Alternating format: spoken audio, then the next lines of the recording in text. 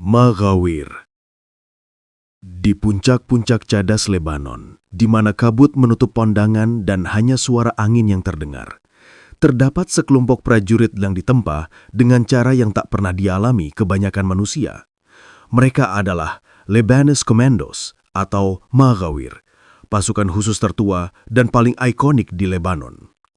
Latihan mereka dianggap salah satu yang paling brutal di Timur Tengah. Para komando dipaksa bertahan hidup di pegunungan tanpa makanan selama berhari-hari, hanya mengandalkan insting dan kemampuan hidup liar. Mereka memanjat tebing vertikal tanpa perlindungan, merangkak melewati hutan berduri, serta melakukan latihan pertempuran jarak dekat dengan amunisi sungguhan. Misi mereka beragam, mulai dari anti-teror, operasi gunung, penyergapan gerilyawan, hingga infiltrasi daerah urban padat. Dalam Perang Sipil Lebanon, mereka menjadi unit yang tetap berdiri ketika negara hampir runtuh. Pasukan yang bergerak diam-diam di antara reruntuhan Beirut untuk melindungi warga sipil dan mengamankan jalur strategis. Banyak tentara muda Lebanon bermimpi menjadi Maghawir, tetapi hanya sedikit yang berhasil. Setiap orang yang lulus dari pelatihan ini dianggap bukan sekedar prajurit. Mereka adalah simbol ketangguhan Lebanon. Dan hingga hari ini, mereka tetap menjadi barisan pertama dalam menghadapi ancaman yang datang dari pegunungan, hutan, ataupun perbatasan. Maghawir al-Bahr. Lebanon mungkin negara kecil, tetapi perairannya menyimpan ancaman besar.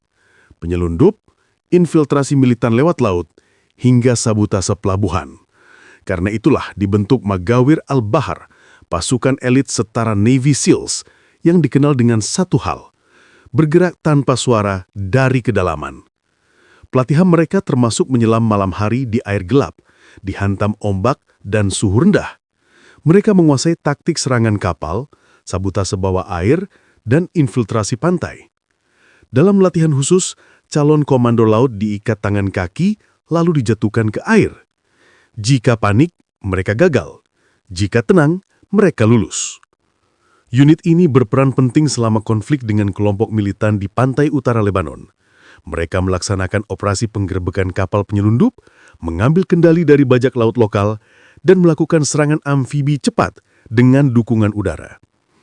Maghawir al-Bahr dikenal memiliki kemampuan menembak presisi tinggi dari perahu cepat, kemampuan menyelam kedalaman ekstrim, dan penggunaan peralatan taktis modern. Mereka adalah mata dan telinga Lebanon di garis pantai, pasukan yang melihat ancaman sebelum muncul ke permukaan. Airborne Regiment. Di jantung militer Lebanon, ada unit yang selalu siap melompat ke zona perang kapanpun dibutuhkan. Airborne Regiment atau Rangers. Mereka adalah pasukan lintas udara dengan kemampuan tempur multidimensi, darat, udara, dan kadang laut. Mereka dilatih untuk pertempuran hutan, terjun udara malam hari, operasi gunung, dan pertempuran kota yang padat. Setiap prajurit airborne wajib mahir mendaki gunung salju Lebanon, bertempur di lembah sempit, dan bergerak cepat membawa perlengkapan berat. Salah satu misi terbesar mereka terjadi saat menghadapi kelompok bersenjata di Nahar al-Bared. Para ranger terjun menuju garis depan, bertarung dari rumah ke rumah, dan membantu memukul mundur posisi ekstremis. Mereka dikenal cekatan, bergerak lingan, dan mampu menahan area strategis hingga bala bantuan tiba. Yang membuat unit ini ditakuti bukan hanya kemampuan militer, tetapi ketenangan mereka. Para ranger diajarkan untuk menghilang di medan pentempur, menyergap musuh dari posisi yang tak terduga, lalu lenyap sebelum tembakan balisan terdengar. Republican Guard. Bukan sekadar pasukan kehormatan, Republican Guard Lebanon adalah salah satu unit paling disiplin dan terlatih. Tugas utama mereka adalah melindungi presiden, istana, dan fasilitas vital negara. Namun di balik seragam rapi dan formasi parade, tersembunyi prajurit yang dilatih untuk menghadapi skenario terburuk, serangan politik, upaya kudeta, atau penyusup bersenjata. Anggota Republican Guard bukan tentara biasa.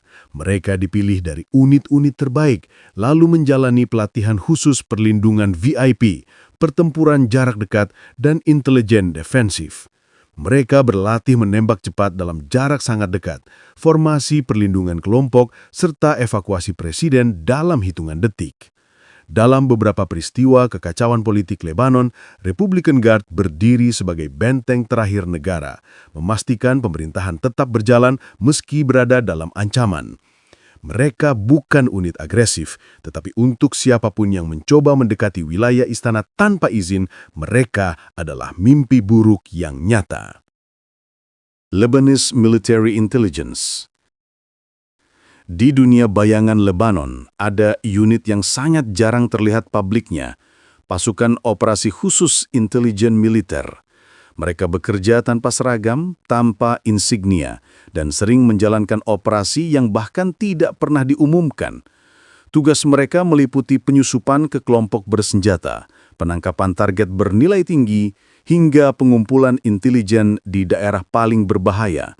Anggota unit ini biasanya fasih dengan beberapa bahasa, terampil dalam penyamaran, dan mampu bergerak di lingkungan urban padat tanpa mencolok. Selama perang melawan sel teror di Tripoli dan Arsal, unit intelijen ini menangkap tokoh penting hanya dalam operasi beberapa menit, masuk, mengamankan target, keluar, tanpa seorang pun menyadari apa yang terjadi. Mereka adalah prajurit yang tidak perlu pengakuan, tidak terlihat di berita, tapi menjadi alasan mengapa banyak serangan dapat dicegah sebelum terjadi. Di balik keamanan Lebanon, selalu ada operasi senyap yang dilakukan oleh tangan tak terlihat ini. Panther Forces. Selain militer, Lebanon memiliki unit kepolisian elit yang sangat disegani. Panther Forces, bagian dari Internal Security Forces atau ISF. Mereka menangani operasi anti-narkoba, penyergapan geng bersenjata, hingga penangkapan kriminal beresiko tinggi. Panther Forces dikenal bergerak cepat, kendaraan hitam, helm full face, dan taktik penyerbuan modern. Mereka dilatih oleh pakar internasional dalam pertempuran jarak dekat, penembak jitu, dan penggerebekan gedung bertingkat. Di wilayah Beirut dan Tripoli, pasukan ini menjadi garda depan menghadapi jaringan kejahatan bersenjata. Mereka mampu menyergap markas geng dalam hitungan detik, menghancurkan pintu baja, dan mengeksekusi penangkapan presisi tinggi tanpa korban sipil. Kecepatan dan disiplin mereka membuat polisi reguler Lebanon menyebut unit ini sebagai bayangan yang muncul hanya ketika situasi benar-benar genting. General Security Strike Force. Di lembaga General Security, ada unit pemukul cepat yang bertugas mencegah spionase, penyusupan agen asing, hingga operasi kontrateror. Mereka sering bekerja di bandara, pelabuhan, perbatasan, dan operasi tertutup. Unit ini bertugas menghentikan rencana serangan sebelum terjadi.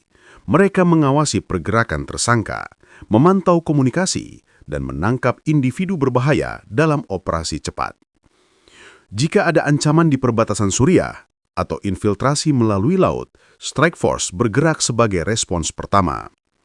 Mereka tidak se-ekstrim pasukan tempur gunung, tetapi memainkan peran vital dalam keamanan nasional, menemukan ancaman yang tidak terlihat dan menghentikannya sebelum meledak menjadi konflik besar.